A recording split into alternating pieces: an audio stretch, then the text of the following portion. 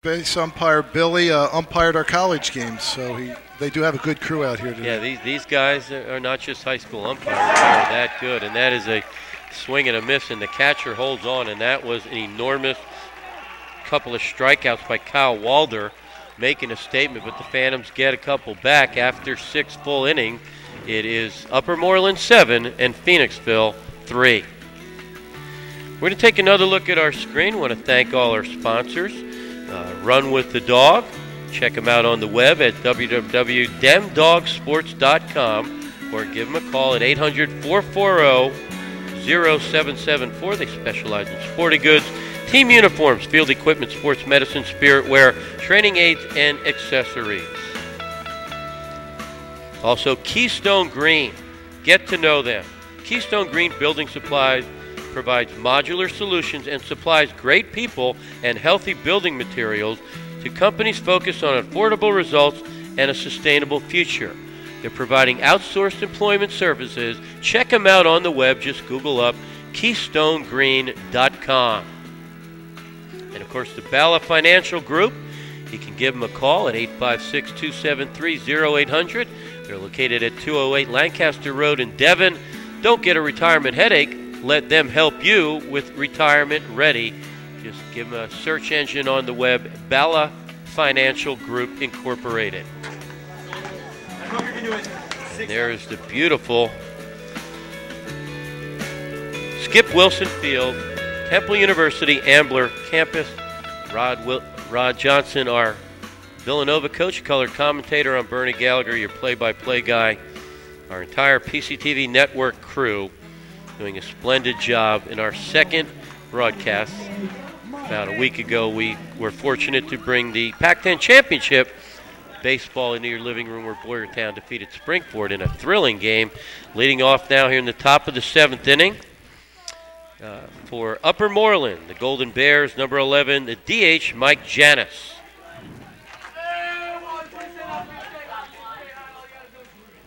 Shane Allen showing some good pop on that fastball. He's working that downward plane, Rod. Talk about that. The pitcher's trying to establish the downward plane. Yeah, I mean, that's really important. And obviously he's been effective, a little bit effectively wild to some degree, but he is staying on top of the ball. He's got the downward plane. That's a lot more difficult to hit than somebody who drops the arm down a little bit, because when they drop the arm down a little bit, they get a little bit side-to-side movement, but they don't get that downward plane movement. Now batting number 24, the first baseman, Kyle Walder. The pitcher,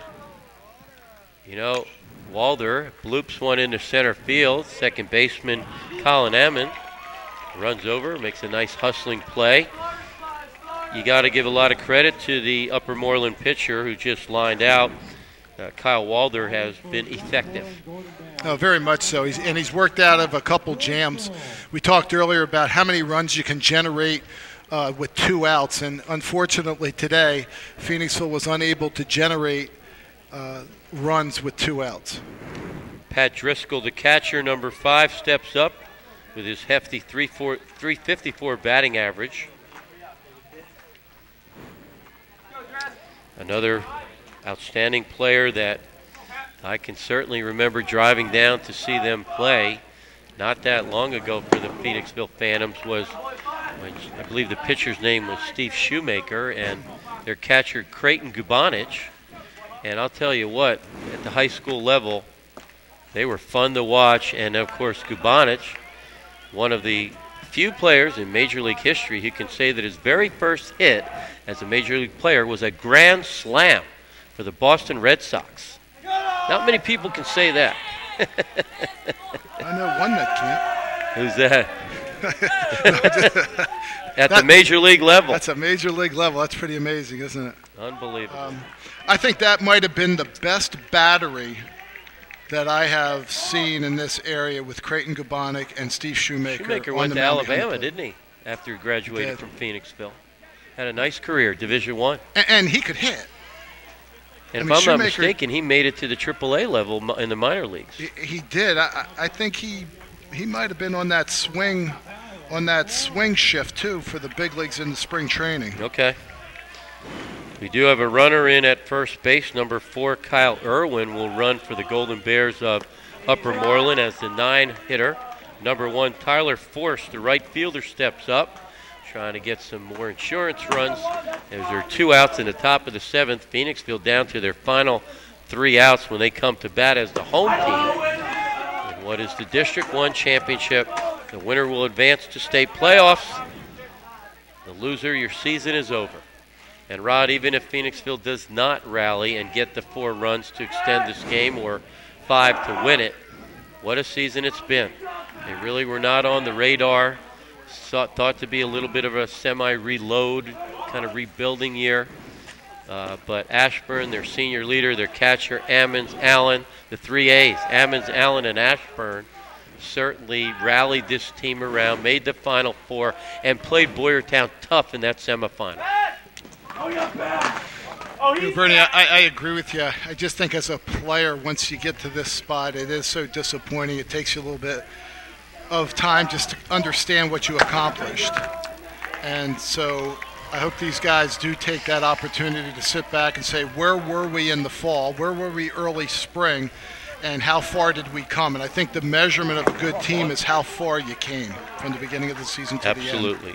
Not how you begin, it's how you end. And under the leadership of Jack Sturgeon, and let there be no doubt about who's driving this car. Jack Sturgeon, the head coach, again, done a tremendous job. A coach whose resume includes a state championship. As Ashburn wants to talk to his pitcher, Rod, they're probably discussing the hot signal as the runner on second base, of course, always trying to figure it out, break down that CIA code.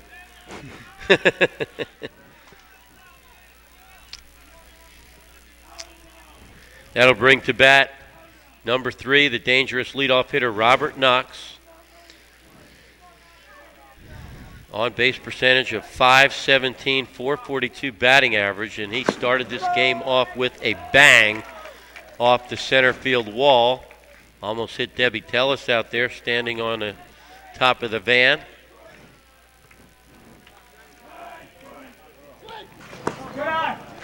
Debbie always gets the good seats to these games. She's either under the basket for basketball or she's out there in center field on top of the van. She must know somebody.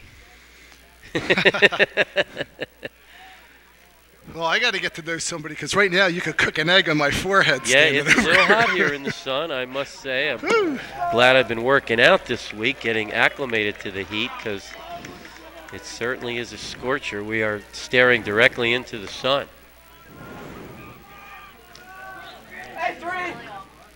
Allen doing a nice job in a relief role. Sets the kick and the pitch, fastball high. 2 balls, 2 strikes, 2 outs. Runners on first and second. Upper Moreland up 7-3.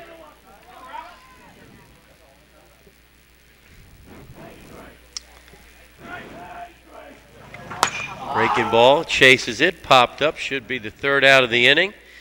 And Colin Ammon camps under it for the 3rd out. So the Phoenixville Phantoms have their backs against the wall. They're down to their final 3 outs of the district championship.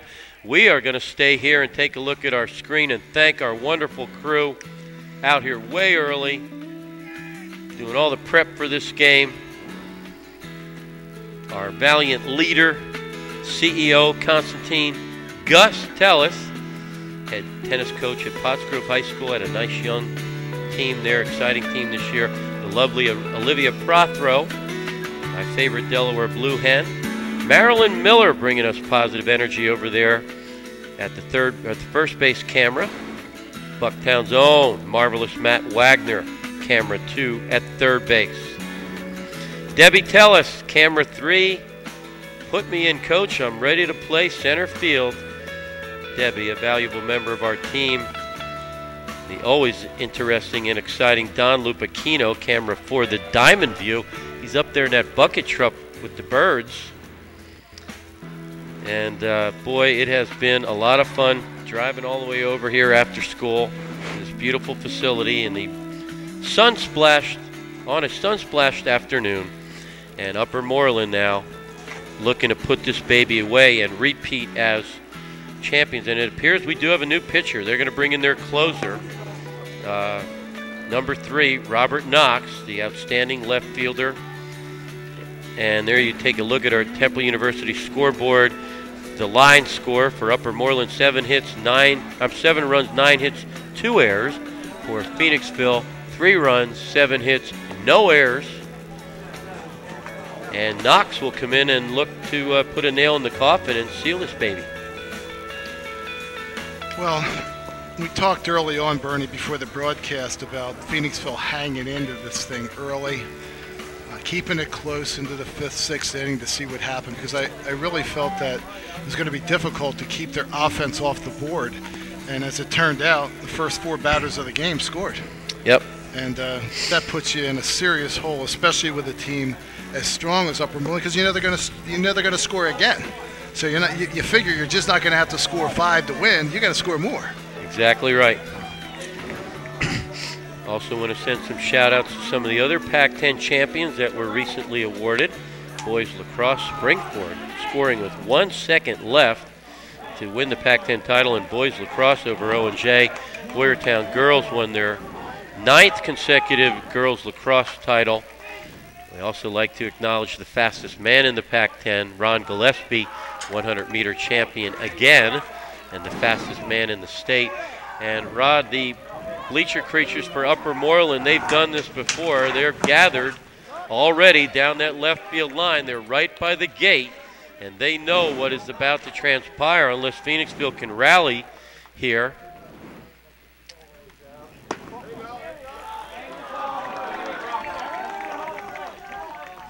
Phoenixville looking to get something going here as Joey Little, the outstanding shortstop, trying to get it on base, and that he does.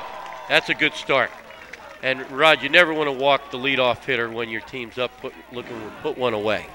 No, you don't. And you know what, Bernie? You never want to walk the leadoff hitter, period. But I agree with you that when you're up by 5 or 6 runs, you just got to let your defense do some work.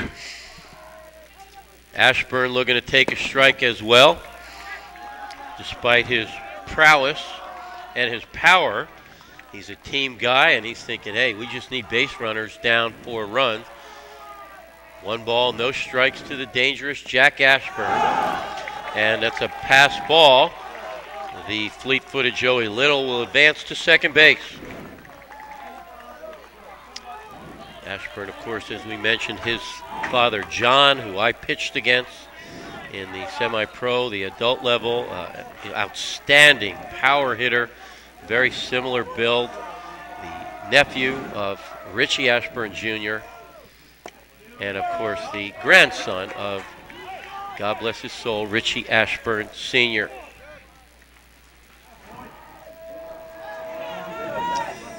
The kick and the pitch by Knox. Ashburn with a healthy cut. Looking to make this a 7-5 ball game. And, you know, he hit a home run already in the playoffs. Believe me, they've scouted each other, and the outfield respecting his power. 2 balls, 2 strikes, no one out, runner on second. He can jack one out of here and make things real interesting, and Knox knows it. That ball got away from Knox. Are you surprised at the pitching change? Because Walder had struck out the last 2 batters in the 6th inning, Rod. Yeah, I am surprised by it because I don't know if Knox is their typical closer, and it looks like he's having trouble finding a release point. He is out of rhythm, and he walks the second batter in a row.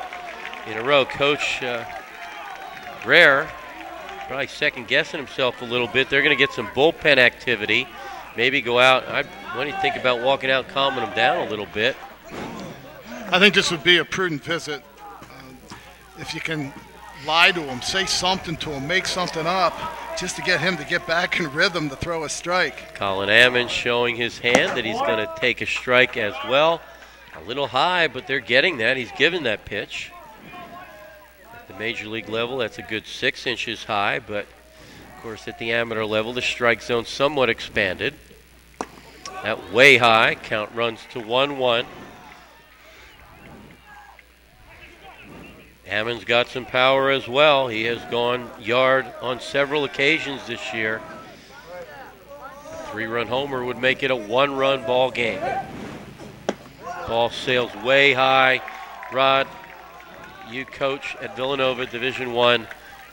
Robert Knox, a great athlete, but not displaying the best pitching mechanics on his follow-through. No, well, he is just an athlete. He's opening up his front side.